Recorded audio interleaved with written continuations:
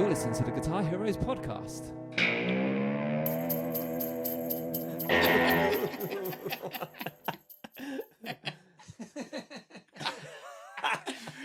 We are back. Oh, We're back. by We're back, people. We're back. overwhelming popular demand. I bet you never thought you'd see us again, folks. Or hear us again. Or hear us again. Oh, here is again. And we'd like to say a big special thank you to Jerry from Kent who requested us. Yes, we have had literally dozens of listens in the last 18 months. So thank you for that. And we've had, 3 messages? Yeah, each.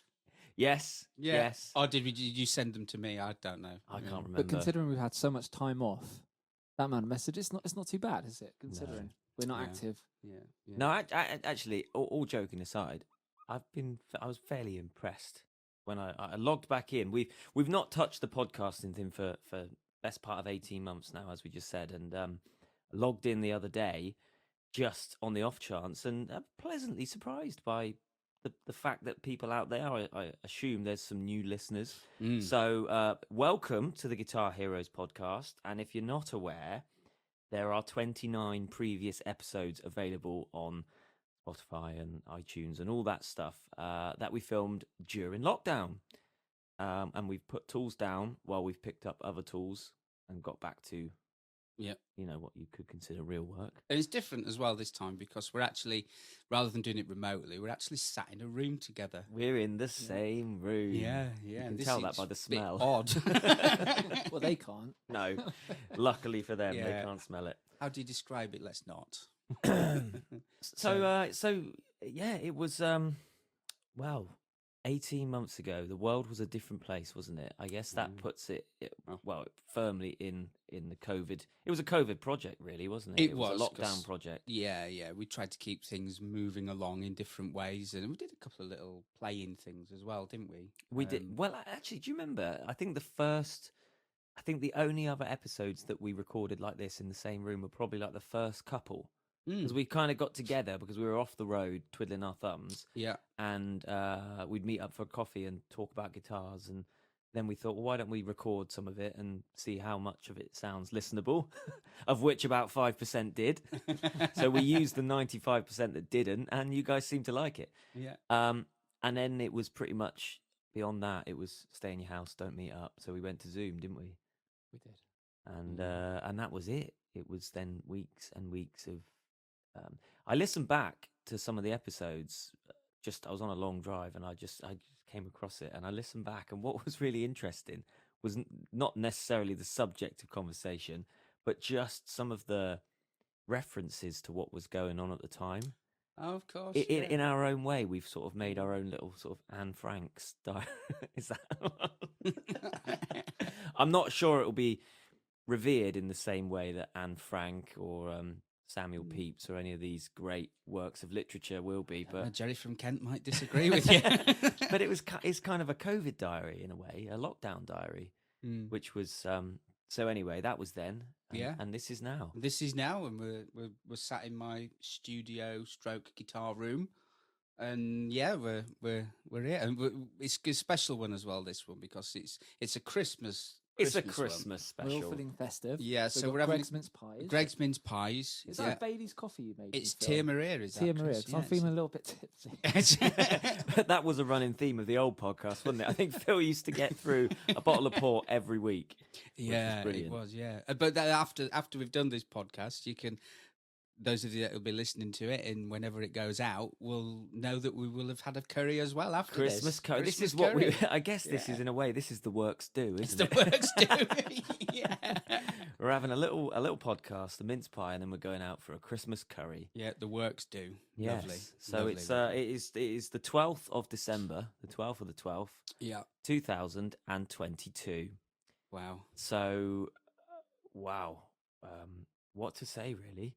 What has happened in the last 18 months? I mean, we put the podcasting thing down because very gratefully we were getting back to our job. We were hitting the road again and getting back to gigs and live music. And I guess grateful to be here now, 18 months later, and say that is still the case. And we've got quite a nice tour to look forward to in or just over a month's time, really, isn't It's a it? nice We're tour. back Busy out tour. again. Yeah, we're Busy out tour. end of January until the beginning of April, and we're pretty solid in that time. So that's, we didn't have that to look forward to, did we? We Last time we didn't. did this, so So yeah. strange to think, wasn't it? There's so every week we had no idea. We had no idea at points what was happening, when we were going back, when we would have the next show, and it was just pushed back and back and back. And yeah, every time a promoter rang up, we were, oh, here we go, more date moves, and yeah, it just got. I think the worst we ever had, one date got moved 4 times. Yeah, It's like, oh no, we're never going to get back on the road, but we have done, and we're sat here. I guess we should say not only thank you to the podcast listeners, but thank you to all the people we've seen out on the road this year, because it ramped up when we went. We didn't go straight back to full houses, but it kind of pretty quickly felt like it returned to normal, didn't it? The masks hung around for a while, and then we saw that disappear. Yeah, and touch wood, we've had best part of a year's worth of normality, really. Well, I mean, great for our show. Obviously, we've been doing good numbers, but I've been to see a few other shows as well, and they're doing great numbers as well. Yeah. So I think in general, people are just so fed up with the COVID thing now as well. It's just time to get out, aren't they? Bit of entertainment. They just want to get out and live their lives and enjoy themselves. There was a time, wasn't there, where we were sort of discussing, well, even when restrictions lift, are people's kind of tastes and habits, will they have changed? Will people be as interested in that now as they've had it? They've not had it for so long. Are people still going to remain cautious even when formal restrictions are lifted? Are people going to remain cautious? And so that was the unknown, really. And well, I tell you what, you say unknown. We've got another unknown in that we are now in the middle of an energy crisis. So if anybody out there in podcast land or theatre land, or anybody's thinking, oh, what should I do this week? Should I heat my home or buy a Guitar Heroes ticket? Come buy a Guitar Heroes ticket. You'll get entertained in a warm theatre. There you go. We're probably going to have to cut the podcast short because you can't afford the electric. No, that's why you're welcome round to my house. Yeah, I guess it's one thing after another, really, isn't it? But it's been a good year. It's been a great year. It's been so nice to get back. So nice to see that people have come back. We've seen familiar faces, return customers, which is great, and loads of new faces as well. We've been to some new venues. We've seen, we've played some new songs, and it's just been. I don't think any of us have taken any of it for granted, really, have we? After that 2-year break. Yeah, definitely. I know it's one of those things, isn't it, that you can get into a routine quite quickly when you're on the road, but I haven't felt like that for me this time round. It's just that sounds a bit of a cliche. I'm going soft, I think, in my old age, but it's every day's a blessing, man. Yeah. Well, it was a big reset, wasn't it? And I think everyone, particularly people in our industry, we looked at what we do in a different light, which is a good thing. Yeah, I think the fact that it was just taken away from us. I think in that moment when you don't have it, I think it's then you appreciate how much you enjoy being a musician, being on the road. So but it feels like we've really progressed a lot, especially going into the new tour. Yeah, everything feels like still moving forward. Yeah. Well, maybe we should talk about that. We should. That's enough on COVID. There's 29 episodes up on Spotify if you want to hear more about that. But here we are today. Maybe, Phil, you can bring people up to date. If you haven't seen the show, those of you that have come to see us, then thank you, and I hope you enjoyed it. But there's been some changes, and it's a slightly different show than it was back then. Definitely, yeah. I mean, I suppose one of the big things was Al. He left. We've now got a new drummer with us, and that was different because I think Al was the second drummer that's been with the show, but he'd been with probably the longest, I think. Al, so it was so totally different to play with somebody else on stage. Yeah, did smell a lot better though. I've got to be honest. He was. We had him on a couple. I love you really, Al. We had him on a couple of episodes, didn't we? So anyone who's listened may remember those.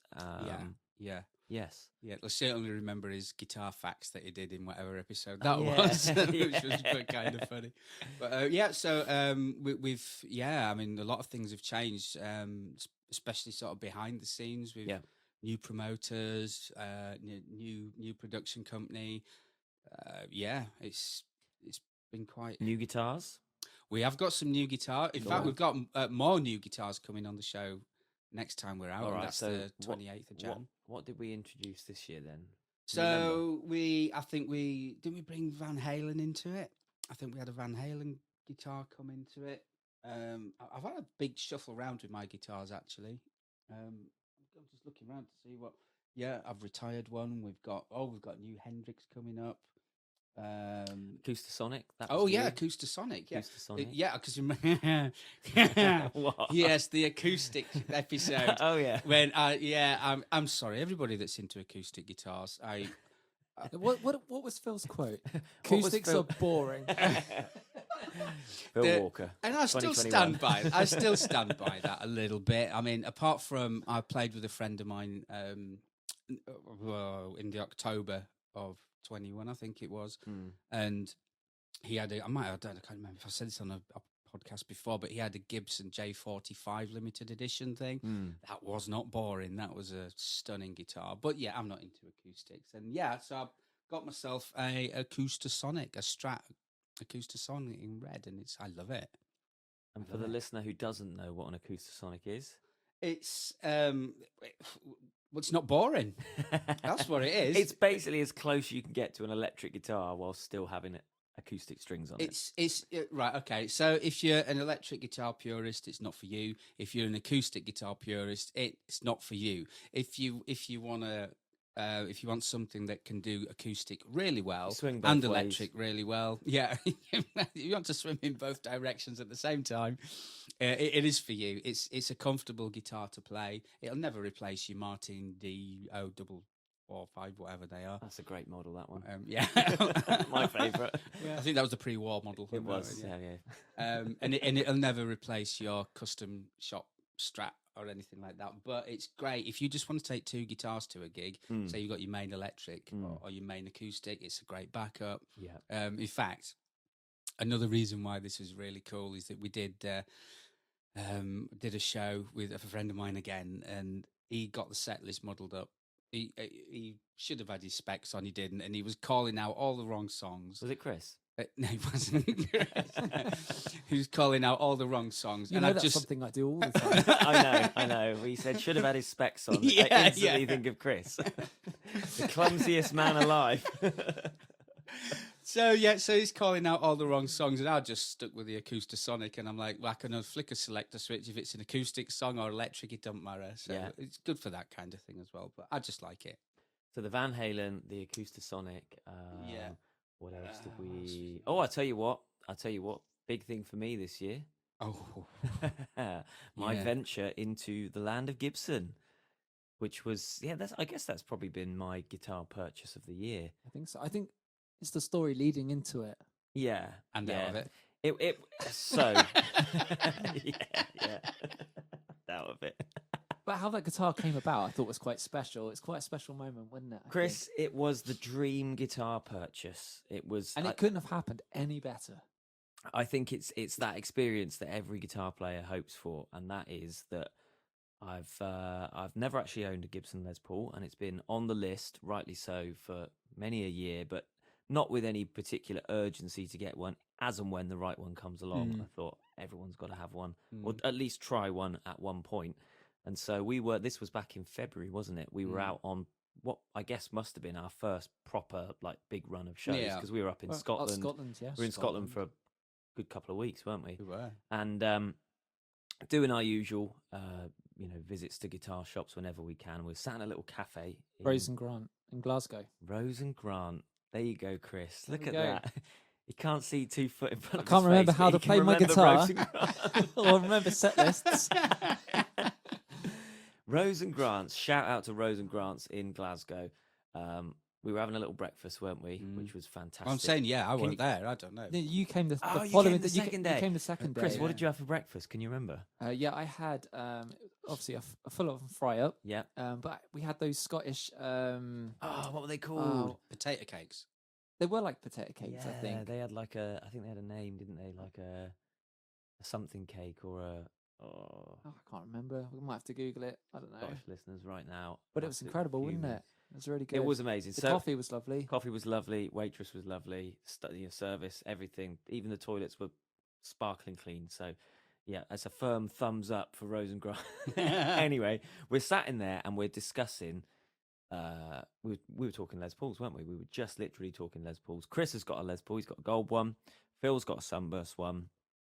And we were saying, well, we really need to complete the trifecta of Les Pauls, and I should really get on to getting one.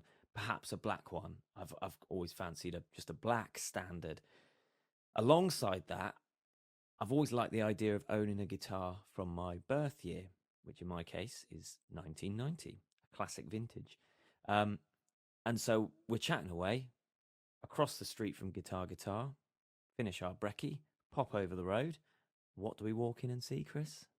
Well, at first, we sat down. I was playing the Eric Johnson Strat when I. Oh, yeah. We didn't even go in there for me. No. We went in there more for you. I was because on you the, were I was looking on for the a Strat. Strat. We'll get to that in a We'll little get bit. to that. We'll get to that. But then I saw the three. They actually had 3 black Les Pauls up on the wall. You were sat playing that Eric Johnson. Yeah.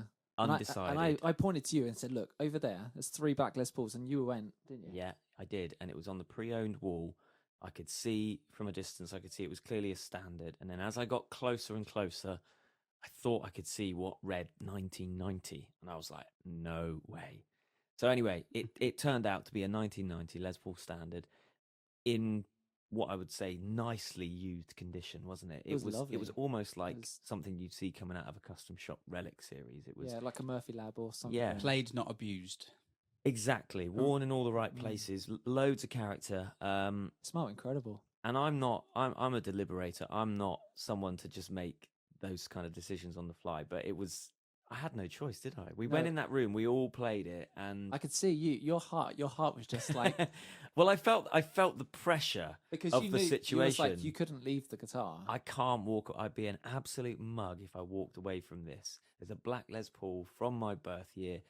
Plays great. Original looks case, great. original tags, and everything from Brown the shop it was case, originally yeah. sold in. Yeah, of course, it had all the bits, didn't it? It had the Yeah. whole like backstory. Spent its whole life in Glasgow. And its Epiphone sticker on it. Gibson. So yeah, we did the deal. We did the deal there and then. I've never had that experience. Firstly, of finding that kind of guitar just out of the blue, and I've never walked into a guitar shop not intended to buy anything more than some plectrums and spending that kind of cash. Yeah. So we did the deal, but we were on foot that day because we had a day off. So we left it there, didn't we? Which was painful. So actually, It's weird, isn't it, when you buy a Yeah. guitar and then have to leave it behind? it was very strange, but we were really excited. I'd have went probably off. just gone straight back to the hotel. See you later, guys. I'm off. We went for a celebratory Guinness, and then Or two. we went back the next day, which was when Phil, you came with us, didn't we? We went back to Rosengrant's. Yeah, and I had a very nice vegetarian option. You did. Whatever it And was. some breakfast. I can't remember. Yeah. Actually, it was a great day. Actually, I It remember was great. in the evening we remember that little pub we found. It had the tree. It was built around a tree. Absolutely one of my favorite Award-winning days Guinness on tour. And the band were just Great band, great music, Oh. and just hyped on the fact that we'd found this guitar and I bought it and yada yada. Anyway, picked it up and we played it next day on stage at the Glasgow Royal Concert Hall, which was yeah. amazing. Just an outstanding venue and such a cool gig. Long story short, I've sold it. Load of shite. Well, yeah. I mean, to be fair, you did give it a good go. You know, I mean, some people are Gibson men, some people are Fender men, some people are insane. You know, well, what I for think selling what it. was But there you for go. you. I think you loved the guitar. I could tell that you were connected, but Yeah. but I think you wanted it to sound like a Strat or a Telly. I think that's because I think that's what you enjoy playing. I think that's where you're most comfortable. Or Maybe I did my absolute best with it. I really enjoyed it. Obviously, at first, the honeymoon period was amazing, and it was so great to have it out on the road, and it really worked well within this show. Having said that, the more and more I played it, the more and more I realised that physically, a Les Paul just feels odd to me. Do you remember though when you were having your doubts, you came round here? Yeah. And Chris brought his gold top. You had obviously you had yours. I had mine. And another new guitar for the show. I've just remembered is the SG I've just bought. Oh yeah, of course. Well, not just bought. I've had it about 6 months now. But and you tried that one with it as well because the new SG's got P90s in it. Got rid of the old one. You talk about shite that was. But 2015. I tell you what, if anybody's got a 2015 Gibson, burn it. Use it as firewood. We can keep warm this winter. That's what you need to do. The year with like the G-Force tuners in it. G-Force tuners, brass nut, absolute bag of nuts it was. Rubbish. Anyway, well done, Gibson. That's the one you dropped as well, isn't it? To be fair, I dropped it and it didn't break. Wow, it was good at one thing. Which is odd. Yeah, that's surprising for a Gibson, to be Sneeze fair. on a Gibson, the headstock falls off, down it, you know. But so you came round and I can't remember what amp. Was it my Music Man or something? Yeah, we plugged it in. Into, plugged it into my Music Man.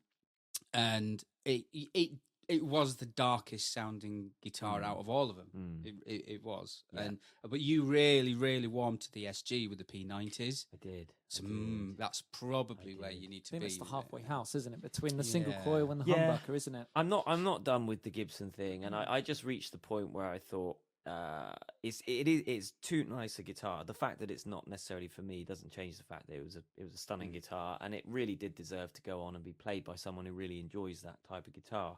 I found that for the 2 or 3 songs we used it on the show, it was great fun. But something else could probably do that job equally as well. Like a Yamaha Revstar. That you ended up playing when you sold it.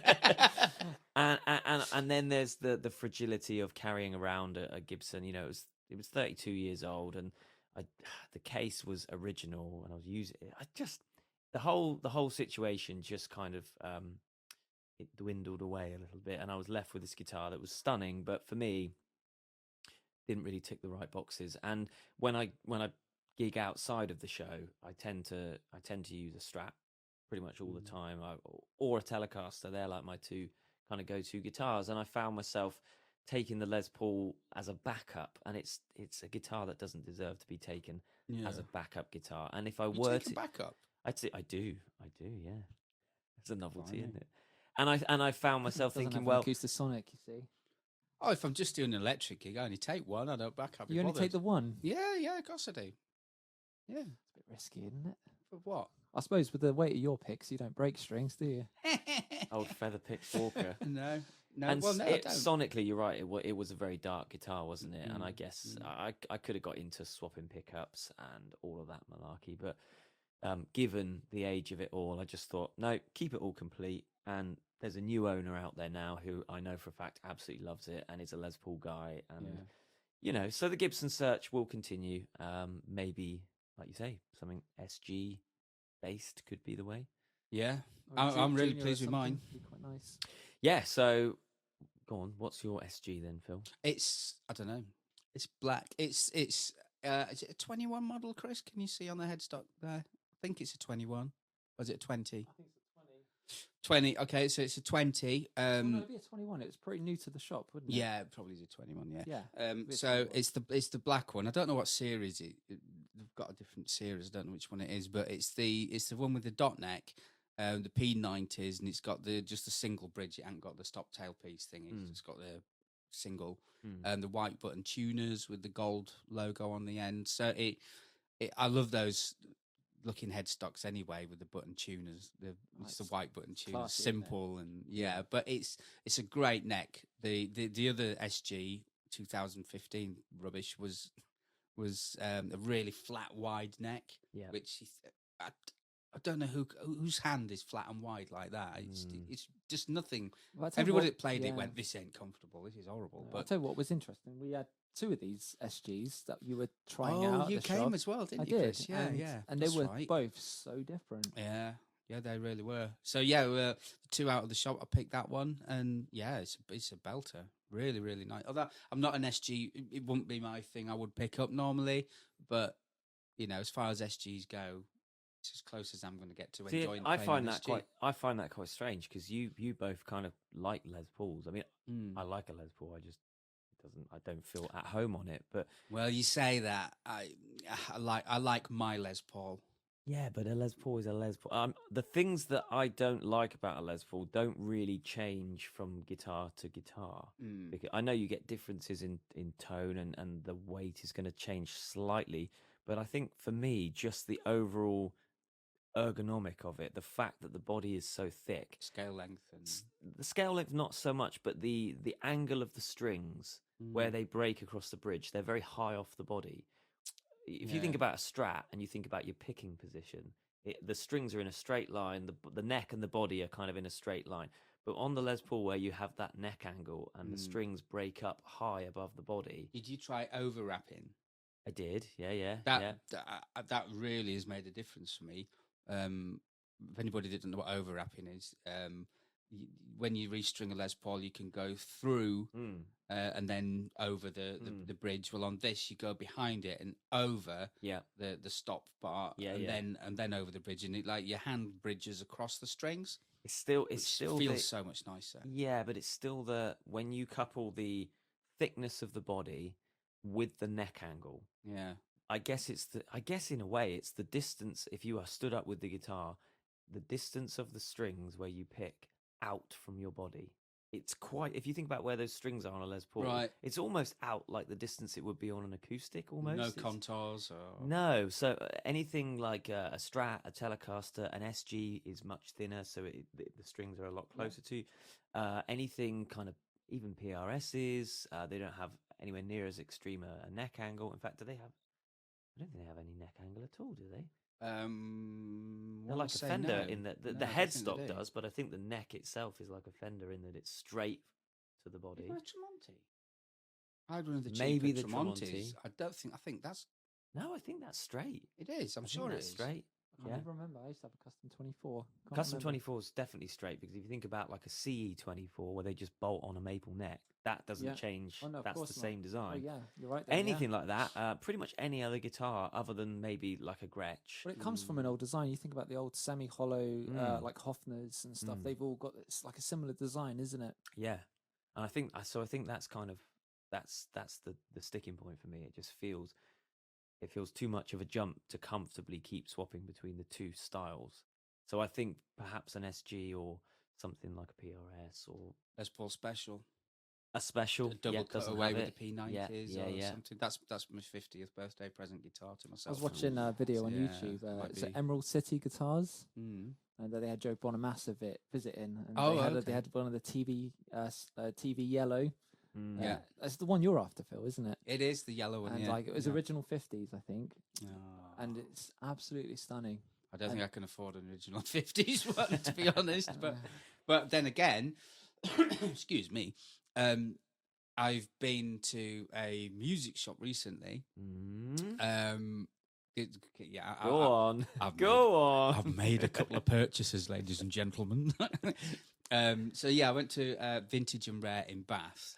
And it's appointment only now, which is good, but it also feels a bit of performance anxiety as well. Like the shop's there then just for you, and you think, I really got to buy something now. Yes, I would like one packet of strings, please. No, I'll just take the E. But yeah, so I guess I should backpedal tiny bit. The reason I was there is that I've decided to retire my number one because. I know. It is. Because I don't want to drag it around the country anymore, because I don't want anything to happen to. I don't want anything to happen to anybody's guitars. But I will be particularly devastated. I've had it since I was 11. And a long time tuning ago. It's a long, long time. Yeah, back in 18. Yeah. Oh, dear, Chris. I used to love it when you were in the show. What? We never left. Yeah, that's the one thing that we get commented on quite a lot is that, you guys look like you're having so much fun. And as you can tell, We really are. No. Yeah. But yeah, so retired it. Don't want anything to happen to it. Don't want to get stolen. The tuning's a little bit, Yeah. kind of right. So I decided to opt for a custom shop, and I found one. And at the minute, you can't get anything. Everything's really hard to get. And I was looking and looking, and then eventually saw this one in vintage and red. Not exactly what I was looking for till I played it. But just going back a bit more, is that when you look at about guitars like Gibsons, and I've tried a few player grade Gibsons in there, and there was a junior vintage, right? Okay, and there was a Les Paul Junior, the red one, single P90 in it. It had the neck reshaped. I think it had a new nut. I think the tuners were original, refret obviously, and it was great. Really nice guitar. It was a 61, right? But this thing was just a pure rocker, and it felt great, and it weren't that much money. How much? I think it was around 4. Okay. Which £400. £4. £4.44. It was. When you think about it, vintage guitars have just gone ridiculous, haven't they? I mean, all guitars have gone a bit silly at the moment. Well, everything's silly, isn't it? Everything's just up and up. But it's not out of reach. No, I think if you really paid £4,000 for it, I think you'd be comfortable taking out on shows, wouldn't you? I think exactly. Whereas if it was mint condition, 61, it's going to live in a case at home. You wouldn't even play it, would you? It's awful. You can't. Yeah. Well, that's kind of what I did as well. With I've got rid of 4 guitars to get 2. Yeah. I've got rid of my 79 Strat, which isn't a 79, it's a 78. We thought it was an 80 and then 70, but no, it turns out that it's a 78. Wow. You could have had a 78, Chris. Yeah, we'll get to my Strat in a bit. Yeah. So, yeah. Save the worst till last. Exactly. So, yeah, I've got... I'm crying, you're right. So yeah, I picked this custom shop up that I went to look at, and it's a Fiesta Red 56, and it's got gold hardware, which put me off. We're all staring at it right now. It's here in the room. It's in the room. And I was like, I don't really want gold hardware, but it had started fading, so that was good because it's a 2000 model. And I picked it up, and I didn't even plug it in, and I just went, yep. Really? Yep. Really? That's it, yeah.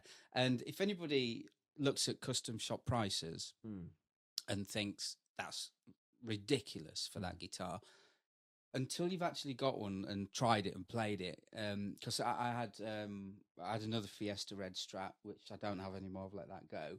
The wood, and I'm not getting into tone wood, it just resonates different. Right. It's really difficult to. But I've been playing the custom shop for ages and ages, and then I sold it to a lovely guy. I picked it off the wall and I was playing it for a bit. My other Fiesta Red one. Was that a 50s classic? 50s classic series from 2004. So it was and still is a really good Strat. Yeah, really the good bridge Strat. With the trem on that was.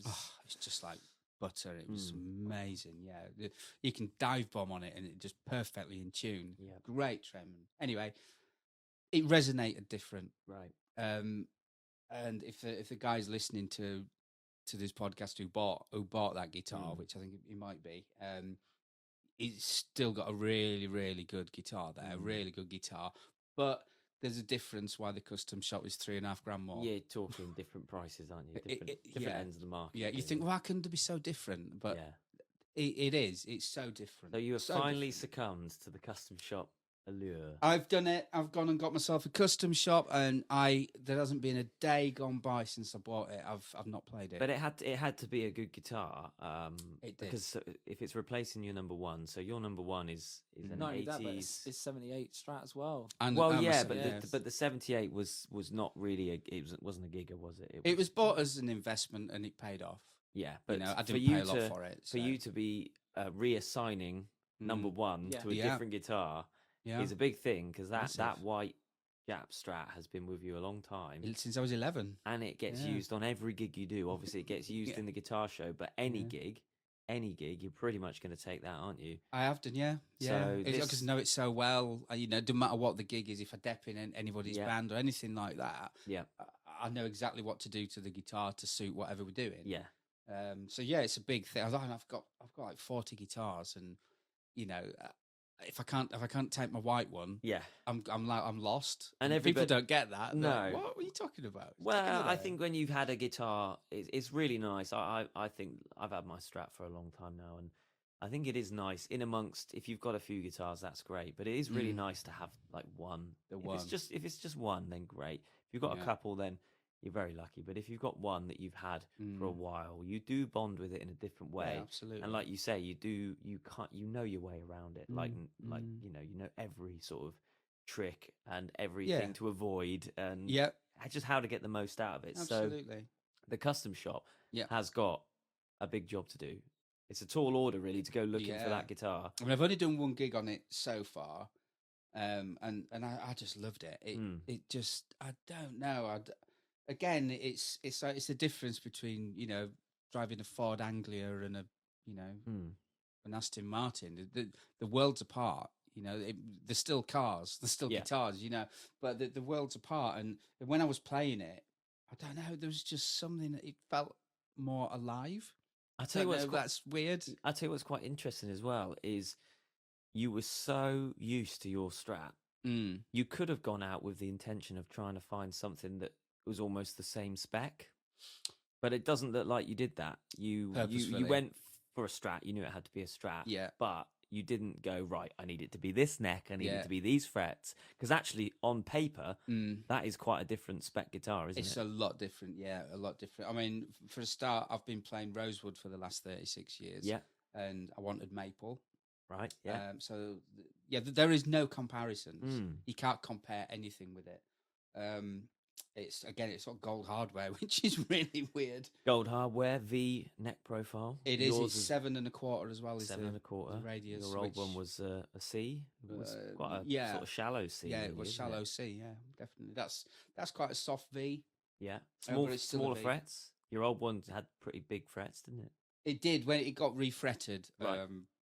About 15, 20 years ago. Right. I had big frets put in it. It's an old custom shop though. It's one of the earlier models, isn't it? I think. Yeah. Well, I guess custom shop really has only been a thing since the sort of mid-90s, if I remember correctly. It is, yeah. Yeah. I mean, I had an interesting thing as well, that the sort of master builders now were probably the ones that built mine. 20 years ago. They worked the way up, and now they're the master builders. And, but it's very, very good condition. There's the gold starting to wear, like I say. There's a few little dings on it here and there, and a couple little dents in the back of the neck. But apart from that, and the wood on the neck, the flame. It's amazing. It's going to look great on stage. So where if you've planned this, I don't know if you have, because we're very much in the sort of preparation stage at the moment, but where is it going to be used in the show? Where can people look out for it? It's basically replacing my other red one. So it'll be used on Shadows. Obviously Hank. Yeah. It's very Hank looking, I must admit. But then again, I saw Richie Kotzen with a red Strat, not Fiesta, and he's got all the gold hardware as well. So it's a classic look. It's cool, isn't it?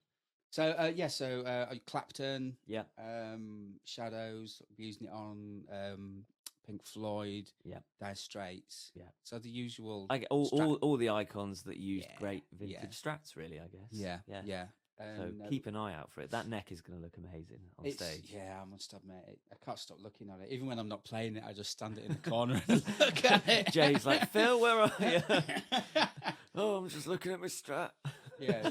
Why don't we just trim this up this year? Never mind tree. Brilliant. So there it is. New number one. Great guitar that is. Go on then, Chris. Tell him. All right, folks. Well, let me take. Well, you back. thanks for listening, everybody. We're out of time. Yeah. Should we make? I feel like this is Chris's corner. Yeah, we haven't done Chris's corner for a while. We haven't done that. All right. Okay. I have music for this, don't I? We do. I'll dig it out. I think I've got it Can I say archived. it? Go on, Yeah, Phil. go for it. Cue the music. Chris's corner.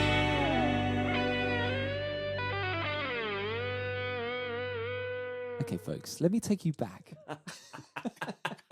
When did I buy this? My brother was visiting from LA. We went to Absolute. I think we were just passing just to have a look and see what they had in, because generally the pre-owned section could be quite good. Mm.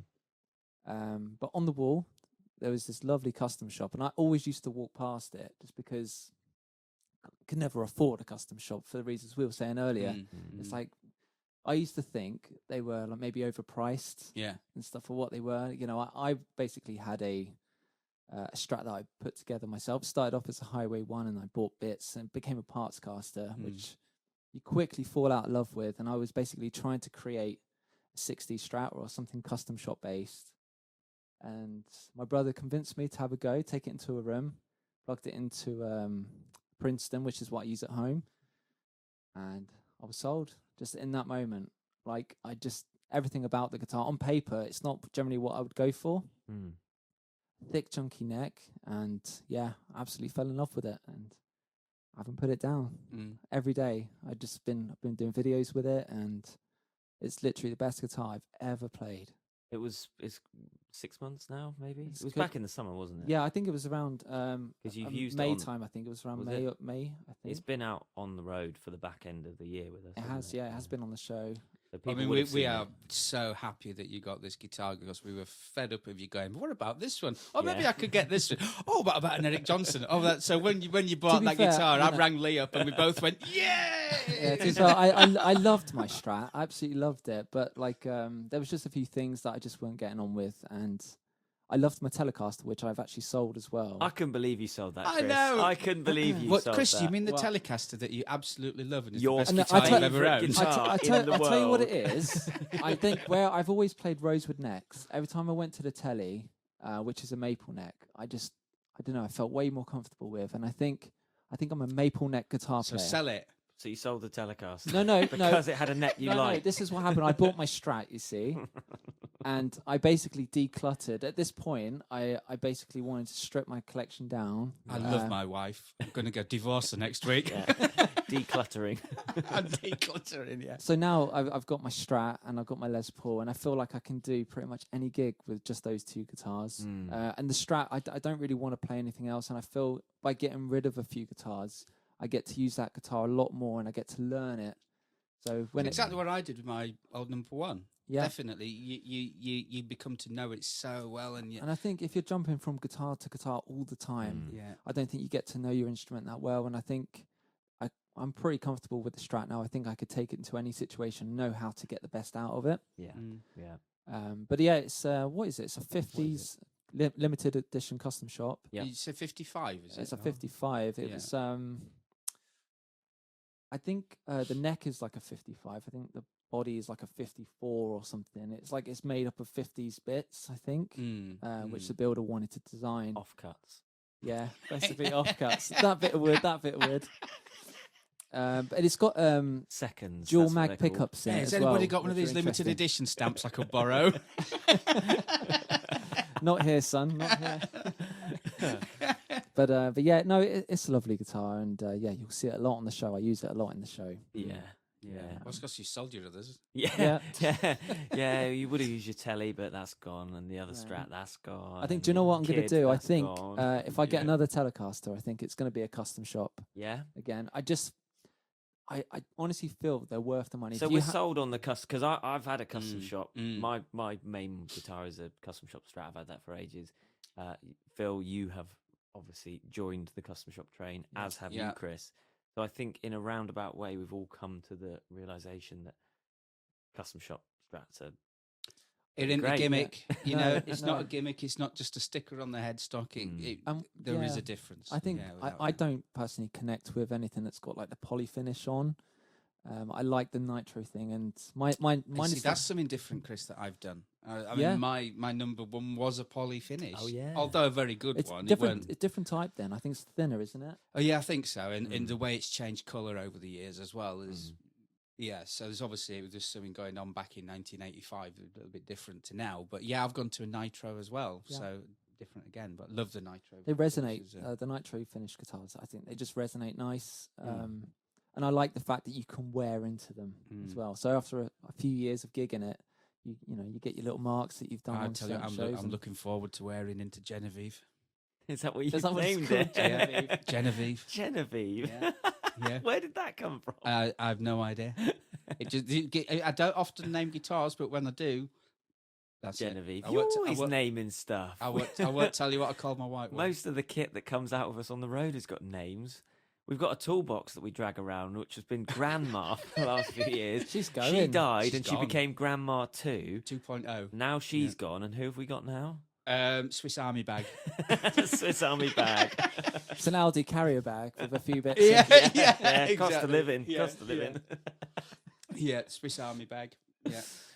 So yeah, the custom shop thing is. I don't think it necessarily means you're not going to walk into any guitar shop and pick up any custom shop and bond with it. But I think to have something to be said, if you're going to have that, if you're into Fender guitars and if you're going to have that one that is your kind of your main guitar, you're probably going to enjoy that. I think so. Mine's slightly relict as well, and obviously I can't afford a vintage guitar. I would love a vintage Strat. My dad used to have original 62, and to buy one now, you're thousands. It's just ridiculous, especially for us who want to use them on the road. But mine feels vintage. It feels like an old guitar. Yeah. How old is vintage? Is it 25 years? I don't know. I don't actually know.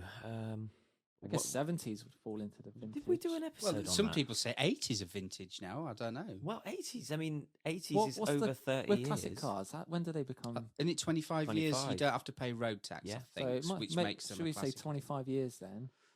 Yeah. So we're I should looking have kept hold of my Fusion for a few more years, shouldn't I? My Ford Fusion from 2003. Now that was relict.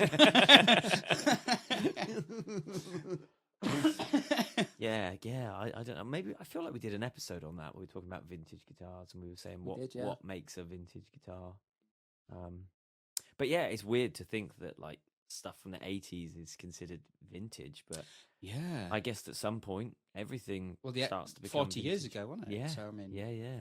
I mean, technically, 90s is going to be vintage, isn't it? If you're looking at that, I think guitars are different though to car. I mean, you get classic cars, you know. You don't get a classic guitar, do you? You know, I think it's got to be when you think of vintage, you do think 50s to 70s.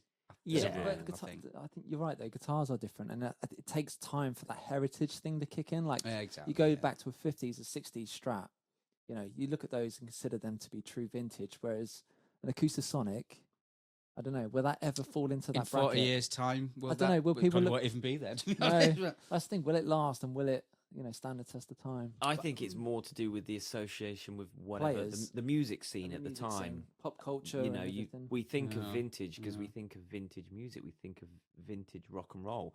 When someone says that, you instantly conjuring up images of the 50s and 60s, aren't you? And all the association, all that great music that came with it. When someone says 80s, I'm picturing spandex and synthesizers and big hair, which doesn't feel vintage to me. It doesn't feel old enough to be vintage. Do you know what's funny you should say it? Because me and Chris were looking at pointy headstock guitars, and was it you that said to me, "I fancy a vintage Charvel"? Yeah, You know, can you imagine a vintage Charvel? Yeah. Sounds weird, I guess doesn't it it? kind of make. Yeah, I guess it will. If it's not already a thing, it will be a thing. Yeah. I mean, at some point, a 2002 PRS Custom 24 could be a vintage guitar. I mean, when you look at the older PRSs, if I've got one, is it the Ultimate Guitar Book? I think there's one in there, and it's one of the very first PRSs. Yeah, and it's got a little mini toggle switch on it, and you look at, and that actually does. I mean, that's a modern classic to me as a PRS. I'm not, in some respects, I'm not going to start a debate, but in some respects, they're too good for me to play them. I don't like a guitar that fights you, but doesn't make sense. But I know what you mean. Do you know what I mean? Does anybody out there know what I mean, or have you switched off? Do you know what it is? I had the Custom 24. I had that for about 6 years, and it was. What happened to that, Chris? It was literally one of the best guitars I think I've ever played. Just like it the was telly. like it was so consistent. Tuning was great. Everything. It was not in the end. Up to the point it fell off your stand. it was fine in it. It was fine in it. We've already spoke about this, but I think it was so easy to play that I felt like I didn't have to put much effort in some respect. Whereas with a Strat or something, they're not perfect, and you have to work with them. I think, and I think that's. Do you know how I feel about those? And same with Music Man as well. And I'm not dissing any more Music Man guitars. I have never ever played a bad Music Man guitar, and I've owned 2 or 3 of them now. I've still got one. I've got an Albert Lee. But to me, If anyone's got a blue one, he's willing to trade. yeah, I'm looking to swap it for a blue one. Yeah, but like if I was say I was on a tour and I was just using one guitar, you know, say I was a Strat or you know, those type of guitars to me are the ones where you can have 4 or 5 of them in a rack, all the same, and you change it out every couple of songs, you know, and let your tech tune it, and they're the type of guitars that I think ideal for that, you know, whereas a Strat is character guitars, aren't they? Yeah, and then there's probably people that are going to disagree with me, but do you think? And this is something that I guess I'm feeling more and more like over the last year, that those opinions are really a dying breed. We are quite traditional guitar players in our tastes, in what we like. Even if we're listening to modern music, I guess all 3 of us are still pretty much based in the old classic. At our roots, we're taking it back to those 50s, 60s, 70s kind of icons, aren't we? Yeah. Whereas I'm sure you guys are seeing the same, but the new wave of younger guitar players, the Instagram guitar players, the YouTube demographic, all of that, they're not so aligned to those kind of nostalgic vintage, and they would maybe look at a guitar and say, well, how can you have a guitar that's too easy to play? That just means you can do more with it. You see all these like crazy shredders now that are like, you know, reinventing styles and bringing new genres to the table. They're using guitars that seem to be specifically designed to be as easy to play. So a bit like a supercar. I mean, have you seen the one I'm thinking of is Tosin Abasi? Have you seen his guitars? Yeah. So he's got this Abasi Concepts company, which looks amazing. You know, I've never played one. I've never even seen one in the flesh. But as far as I can tell, they are incredibly modern designed guitars to be sort of perfectly ergonomic in every direction. Okay. To the extent where, a bit like the Steinbergers did back in the 80s, where they said, well, you don't need a headstock. You don't need that much body. He's kind of done the same thing, where the body is very small, very contoured. So I assume the guitar is very lightweight. Radiuses are very flat. 15 strings. Some of them, Yeah. but he's actually done one with a nod to the past, which has got like an old school Telecaster design. It's got like a Baker like pickguard. Is that and a Strandberg? They did that, didn't they? Maybe, Yeah. but it's in this modern shape. It looks like a Tele in its kind of pickups and pickguard and stuff. But and there's anyway, that's just one example. But Ibanez are doing some stuff. There's Obviously, a you've guitar got player, Jack Gardner. I really like. He's a modern kind of, falls in line with that Guthrie Govan sort of style. Right, He's yeah, he's very good, from Liverpool, I think. yeah. But he's used one of the new Ibanez's. He actually had one made for him, I think, and it's lovely. It's nice. I mean, see, but I would still obviously Guthrie's God. Guthrie is a technical genius, and the likes of which we will maybe never see again. what's but he using, sir? Is he He's Charvel. Charvel? Yeah, Charvel, that's right. But I still, despite all his technical wizardry, I still see Guthrie at his roots as kind of in our camp. In that, I've heard him say that Angus Young and people like that were where it started for him. Yeah. And he's based in that 70s You can rock still hear it thing. in his playing. His vibrato is very old school. Yeah, you listen to it and you go, okay, it's incredible, but it still sounds like a guitar. Whereas I'm talking now, there's this wave of music that's coming out where they're playing guitars, but it's you know, and they've not necessarily grown up with the music that we have, so they don't have that affiliation to it. They're just taking it in a new direction. Some of it sounds like in like an 80s computer game, doesn't it? Some of it is, you know, like to each their own. Yeah. But what you're seeing from the guitar companies, some guitar companies, is guitars that are completely void of any of that nostalgia or any of that kind of, you know, nod to the past. It's like, no, how can we make a precision instrument, something that is as easy and as, you know, stable to play? In some respect, that's what Leo Fender was trying to do back in the day. Yeah, and when you think about it. And that is the ironic thing that I think about very often. I think, well, nowadays, anyone who has a sort of persuasion to the sort of vintage style stuff, and we're, you know, our roots, if you want to say, are in that. Actually, the guys that we kind of aspire to, were at the time they were the forefront. They were pushing things forward. I mean, guys like Hendrix and even Hank Marvin, at the time they weren't harking back. They were using the modern stuff, the tape echo. Wow, that was like an amazing modern thing. It's a quandary. But then again, there weren't, all this new stuff coming out wasn't around. I mean, now they're, like you said with the guitar, they've got the guitar, the electric guitar, and they're doing some precision with it. So like the same with pedals. How they got booted. There's nothing like that. An echo was an echo at the time. Yeah. So there was only one way, and that was forward. But I guess it? if you had put Hank Marvin and Hendrix, all these guys in a position that we're in with, a past before them. Yes. With, I guess that's the question. Would they be still looking back like we are? If Hendrix were here today, would he be plugging into a vintage style Marshall or an old Fender? Would he be playing a custom shop Relic Strat? Would he have a vintage fuzz face? Well, I think that's easy. Would he be playing a Kemper or something with an 8-string? No, I don't think so. Look at Clapton. Yeah, but Clapton. I'm talking if young Clapton were here today. Right, Clapton was starting out today, not still around. Right. Sorry, right. Say the equivalent of Hendrix arrived today, or he, he's 25 and he's starting to take off. Is he a throwback artist who's doing more of a blues rock thing, or is he an 8-string prog metal shredder? Yeah. Well, again, that depends which camp you sat in, doesn't it? I mean, look at Toby. Oh, somebody's going to be shouting at me now. The young lad, a really good blues player, is young Joe Bonamassa. Oh, I know who you mean.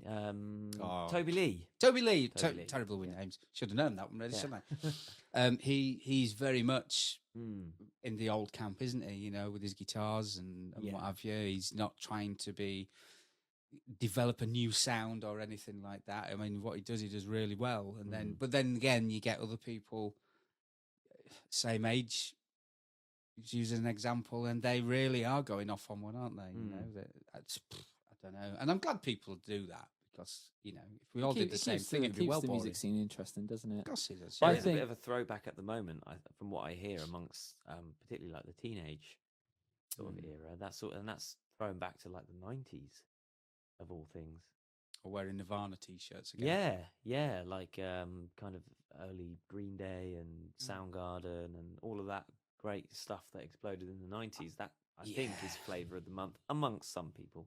I mean, to be honest, let's face it, a good old, power chord through a Marshall's never going to get boring, is it? It's how it makes you feel. Yeah, it does make you feel alive. Going into a real amp with valves, just like blowing air behind your legs. Oh!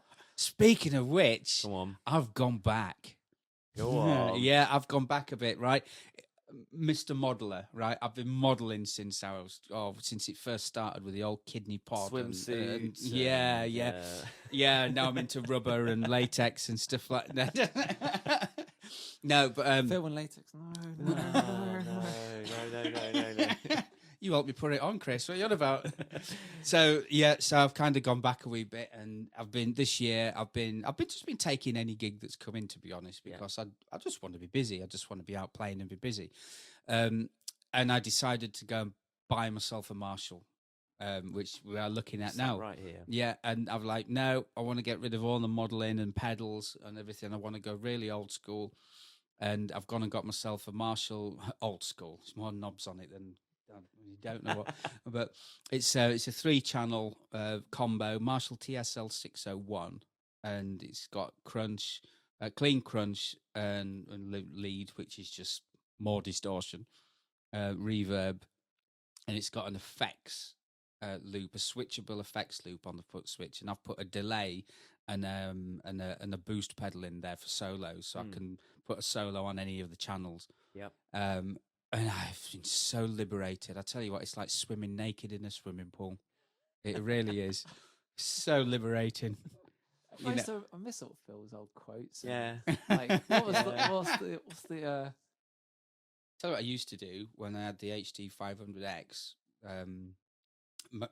80% of it was modelling, but I had a Blues Junior, and the Blues Junior was mic'd up. Right. And that used to go into the mic input of the HT 500, Okay. and I had like another pedal board with Boss pedals on it.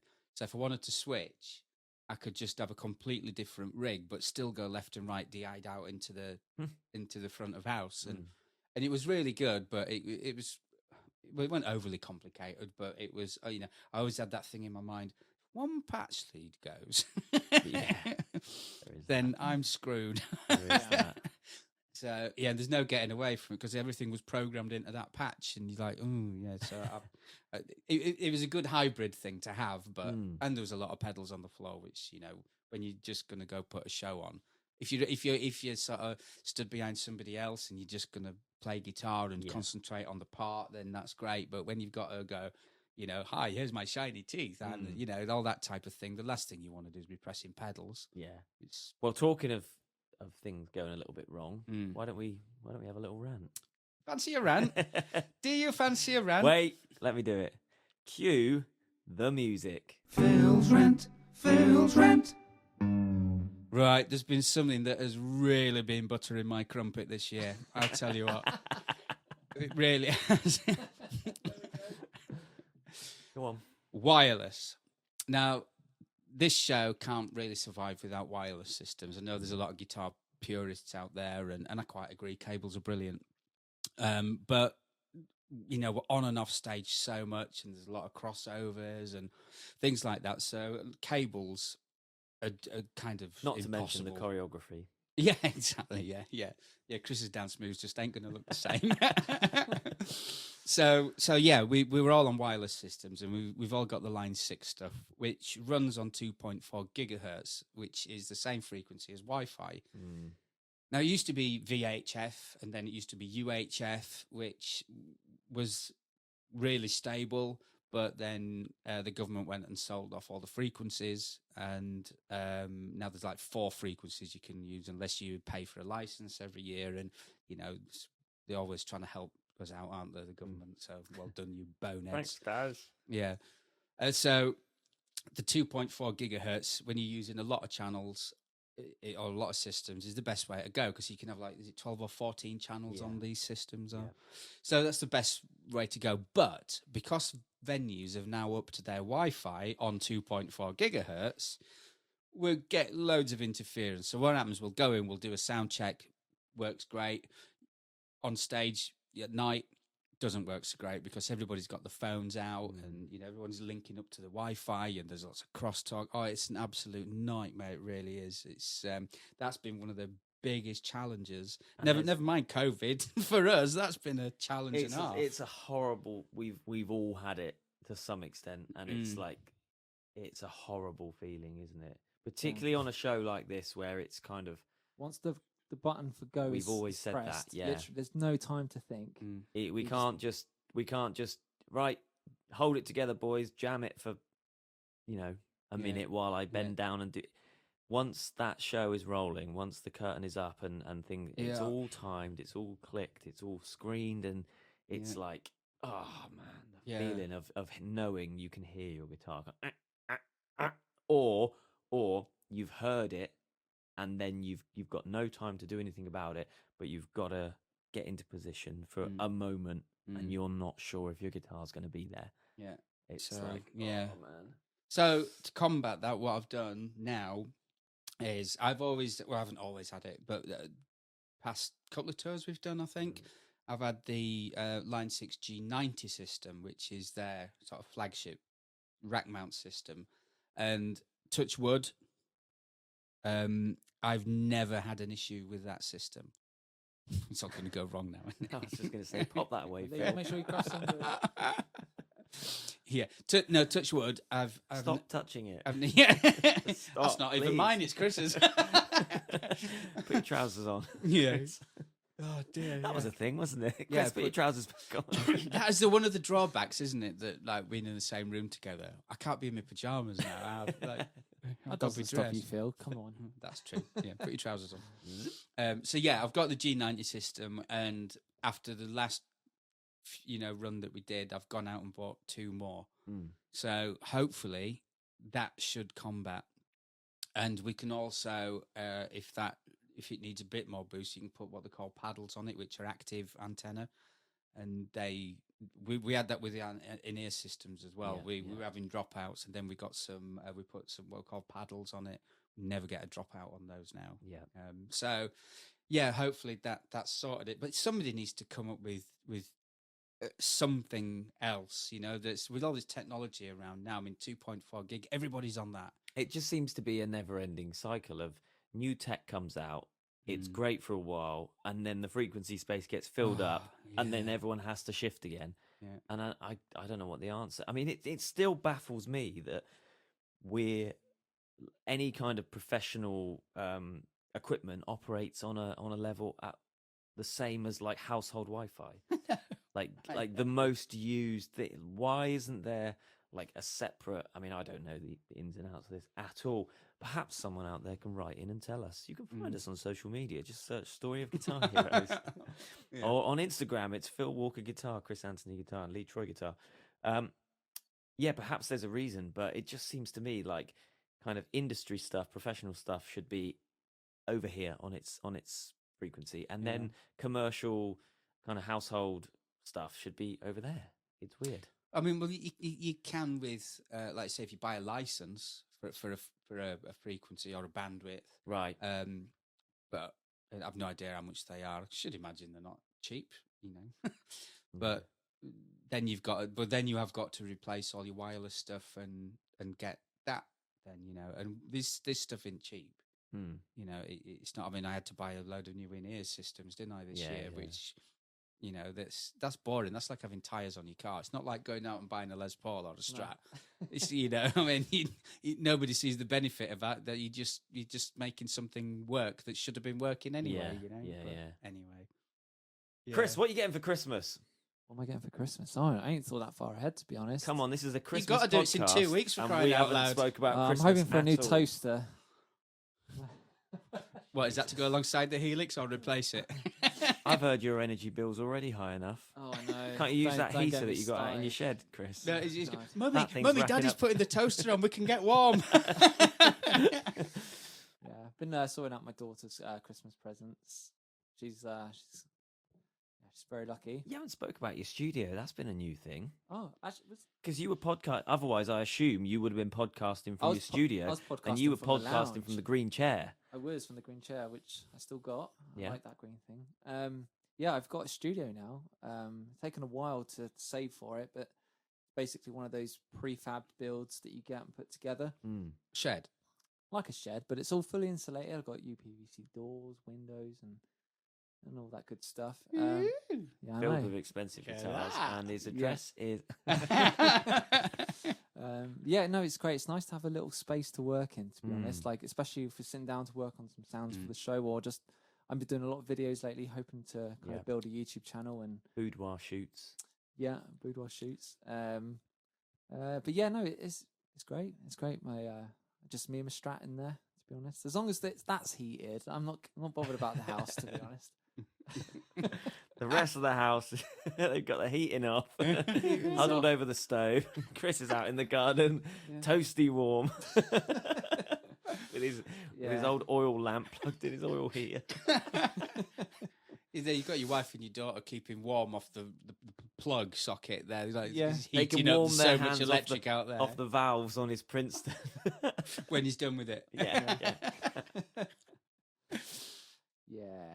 So you're not after anything for Christmas then? Do you know I don't need anything. Getting anything to get ready for hitting road again in January, because we do hit the road again at the end of Jan. I need to new strings. Get some new strings. I need new strings. I need a jack cable with a silent jack on the end. Yep. Everybody needs one of those. We need one of those. I need one actually. I just sold one. Plenty of strings, some patch cables. You never know when they're going to go, and some Huel as well. On Huel. On the next tour, I'm planning. Who is Huel? Huel is why like do you need him? It's like fuel, like for a car, but with a H at the start. Huel. It's like a food supplement, a meal replacement. And the idea is obviously that there are certain venues that we get to, and sometimes it's a bit scarce.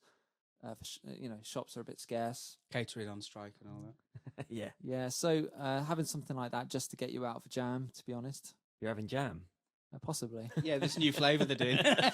Cool jam. Pure jam. Any new bags or anything like that? I know you love a bag, Chrissy. I do like a good bag. I like being organised. I haven't got OCD. Well, I say I You haven't wait got till OCD. it gets to my turn. Chris's Chrissy. kit for the show when we're out on the road is a bit like a Russian doll. He sort of puts down one large bag, opens it, and then removes another series of smaller bags, and then opens them. More bags come out. Everywhere has its home. Rather than when I first joined the show, I had like so many different little bags, and it was like worrying about forgetting something. But now everything all lives in one gator case. All the little bags now live in one big bag. My pedal board all lives in that with the little bags.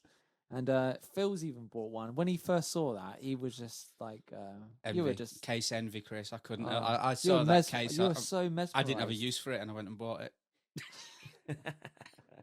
It's a great case. I've got my Strat. Lives in a hard case of the same line. Yeah. Well. Yeah. Mm.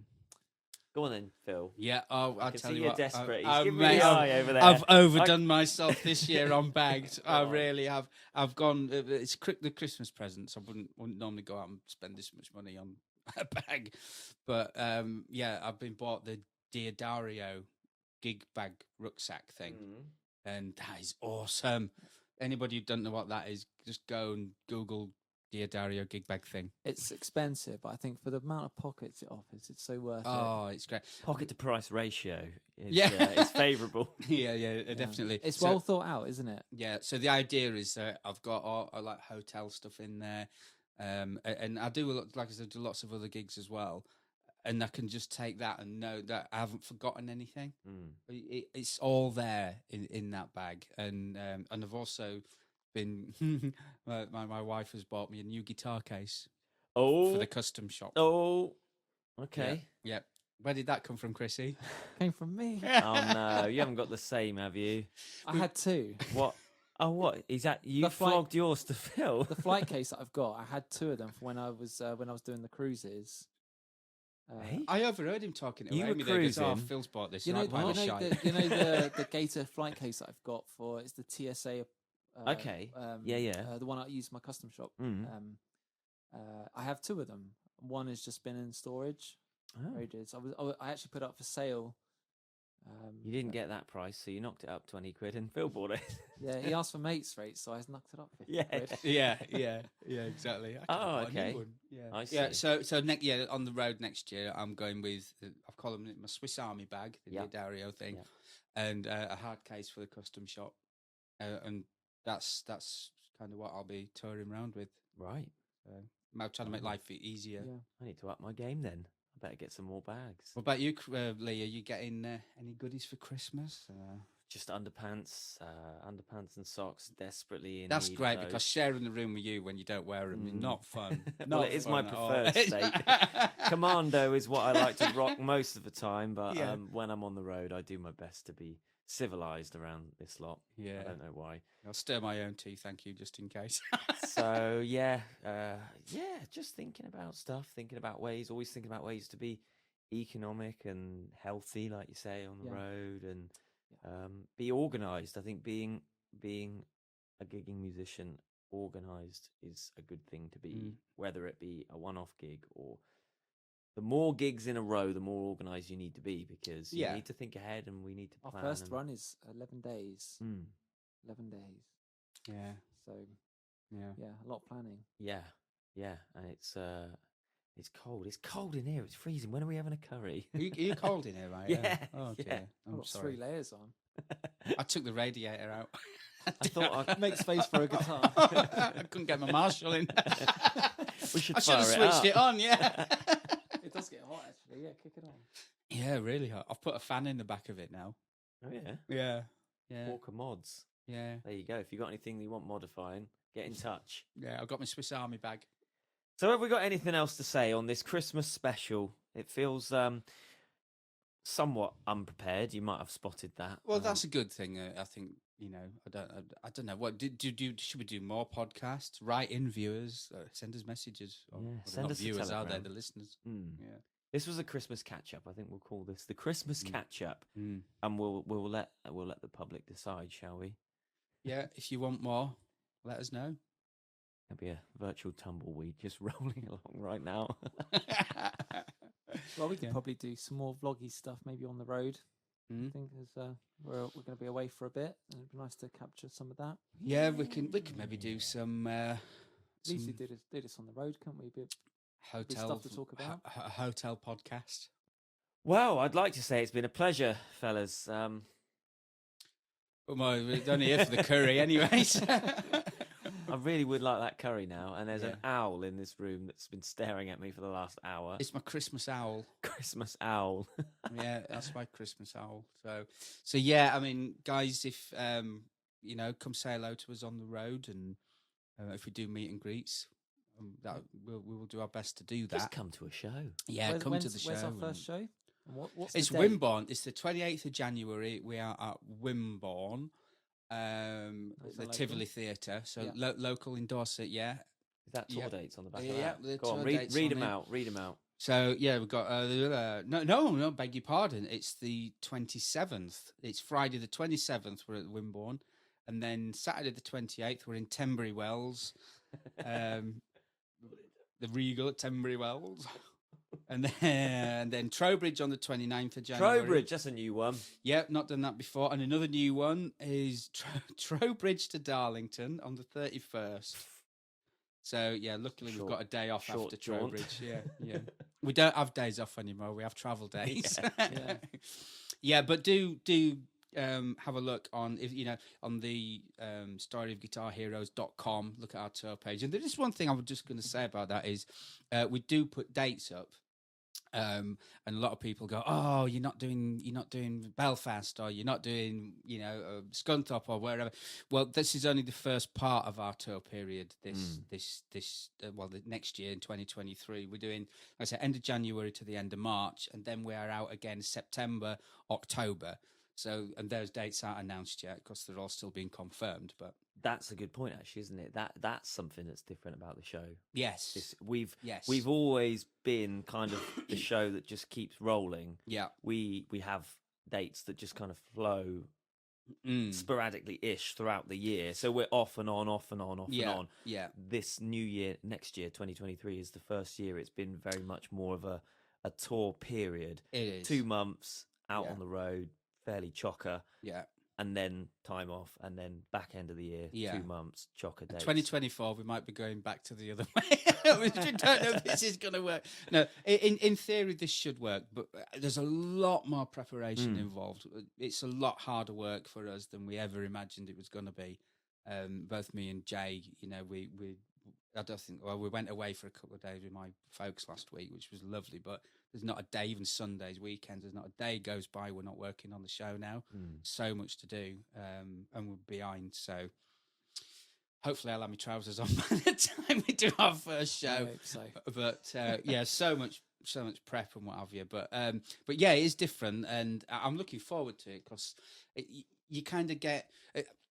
I think a lot of gigging musos out there might agree with this, but I think it's easier to do 10 gigs in a row than it is to do a one-off. You get into the swing of it, you get into that way of life, whereas you're doing backwards and forwards, home all the time, and then away again, and then home, then away. I find that harder. And we're lucky as well because I've been on tours before where you don't get on. Right, and they're horrendous, a bit like this one. Yeah. No, they're horrendous. The worst thing.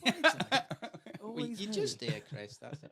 No, they're horrendous. You don't want to be there. You just can't wait to get home. When you get home, you think, "Oh, I'm back out again in a day." Oh, horrible. Yeah. But this is great. I mean, everybody gets on. It's funny. I was talking to somebody this morning as well about it, and there's 2 criteria in this show.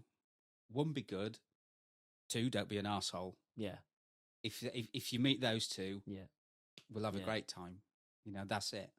Yeah, I think that's certainly the second one is just a rule for most things, really, and it's you hear it a lot. So many don't abide by it, though, do they? It's a bit of a cliche, but almost more important than musical talents and just be easy to get on with. Get on with your colleagues and Yeah. be dependable. And... I mean, you can be the best guitar player in the world, but give me Chris any day.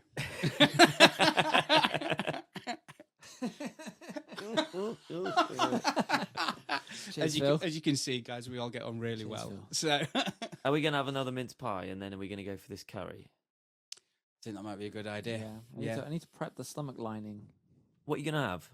Korma. You need to prep your stomach lining for a corner. Actually, that I need to get this in because let me. Why don't you prep it with candy floss if you're having a corn? My other half. She mentioned this earlier, and I said I'm going to say that on the podcast just because it was quite funny.